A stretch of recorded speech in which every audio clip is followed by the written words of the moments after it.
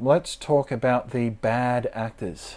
Bad actors are people acting in bad faith, straw-manning their opponent, not giving them their due credit for their argument to counterpoint with your argument.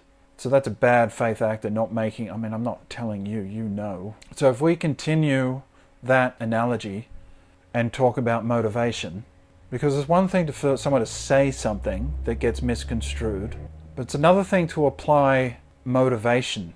Not only do the woke want to tell you what to think, they infer that they know what you were thinking when you said something. So it's compelled speech and compelled thought. It's just insane mind reading.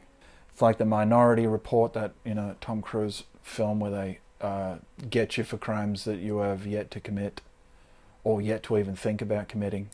Assume everyone is committing the crime of racism and put them away. The concept of systemic racism is to keep racism alive forever. Where do you think these woke morons would be without racism? Because you can never actually get your hands on systemic racism. It's the perfect airborne disease to keep on life support. The plug will never be pulled from the socket. They need racism to continue because it is the excuse keeping them from acknowledging that they have supported a party, the Democrats, that does not have their best interests at heart. It's like battered spouse syndrome. Now, I am not suggesting that the Republicans are the answer either, but the Republicans haven't put themselves on that pedestal saying that they are the saviors of the black community. The Democrats have. And what have they done? What has changed in the 60 years since the 60s? With that analogy of the bad actors, I'm an artist and a filmmaker, and I just make short films or whatever. I'm a nobody filmmaker. But when I write dialogue and cast the actor to play that character, I've now given the actor the words to say. But that's not how you get a compelling film. You also have to give that person, along with the words, the motivation. The motivation tells the audience why this person is saying these words, how they feel about these words, their place in the world, their motivation to be. So it's about your motivation to speak. Speaking isn't just about making sounds with your mouth. You can't just call a person racist because you think it sounds virtuous. What is your motivation for calling someone racist? Because we all know they can call anyone racist now without them even being racist. By all means, call someone racist if they're being a complete and utter prick and are obviously racist. But we know now the net is wide. So say the woke calls someone racist, the person who's just been called racist, you've got to think about what their motivation was. What was their motivation when they spoke that drove you, the woke, to so swiftly leap upon them to label them a racist? Say someone doesn't want Idris Elba to play James Bond. Well, instantly they're racist, apparently. But was their motivation really racism? Can someone not want Idris Elba to play James Bond for another reason? Could that be possible? I think so. And then not only does their method allow them to paint you as the villain, but it also conveniently allows them to get away with committing that same violation that they accuse you of. This is for people who have no way of arguing their case. All you have to do is label someone the name that no one wants attached to them, and they are instantly banished off the stage with the virtuous spotlight now reserved for the hero who never needs to converse. Just tag anyone who attempts to infiltrate your weak case with a shameful sticker they now have to put a hell of a lot of effort into removing, for fear of being banished to, the bloody desert. And the woke have made their movie and cast all the parts. The villain is everyone, even themselves. No one is spared. They are the hero. They are mobilized by self-hatred. I know all about self-loathing. I do it all the time. But I have a sense of humor. So it kind of counteracts my self-loathing. So I don't take it so seriously. I believe the woke completely lack a sense of humor. They cannot laugh at anything. There are no jokes. This is why they deem every joke to be completely racist and bigoted and sexist and homophobic, which is utter bullshit. A sense of humor is a defense mechanism for when hatred and whatever else gets too much. You can cut through it with humor, and it's a relief mechanism to not take yourself too seriously.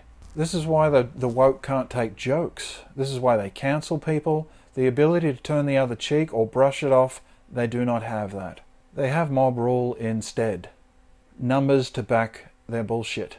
And that story where they have cast us as the villain, to continue that analogy of filmmaking, they have given us no dialogue in the story whatsoever. We just stand there and take it. We can't speak. It's like an extra sitting there on set, all of a sudden decides to speak and improvise while the lead characters in the front there are doing their thing. The director would not let that fly.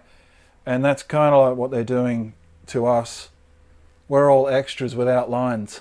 Unqualified, just there to sort of stand in the background. Much like the poor suffering people in the black inner city communities who have the unfortunate situation of being the victims of these black so-called criminal heroes whose final moment confronting the police gets all of the limelight.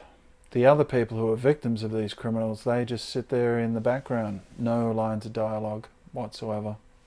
This other gripe about representation, Oscars are so white, that sort of thing. What representation? Skin color doesn't represent your soul. It doesn't represent your character. We can watch movies about yak herders on Mount Everest and be drawn into that story. I'm not a yak herder. I don't know anything about yak herding, but I tap into the soul of the character, the story of that person. That's representation. That struggling, I don't know why I'm talking about I just remember this movie Everest I saw years ago.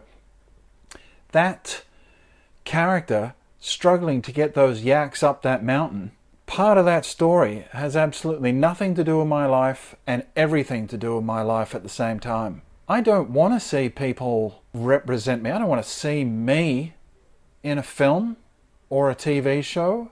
I want to see other people that are not me, that somehow seem to be like me, that I would never have thought, much like me talking about conservatives, that I would never have thought I would align myself with. You complain about representation. You are represented. In real life, you're there. We see you there. Movies and TV are not representation. That's not real life. You're represented in real life right there when you walk outside. You're represented when you're inside. It's this claim that you need people in movies with your skin color and your attributes and your hairstyle and your fashion and your sexuality.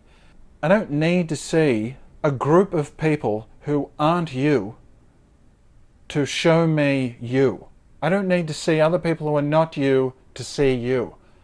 We already see you. I mean, this is the age of screen representation right now. Look, I'm doing this now. No one's going to see it anyway, but I don't care. I'm just representing me. I don't need to be the group to see the group.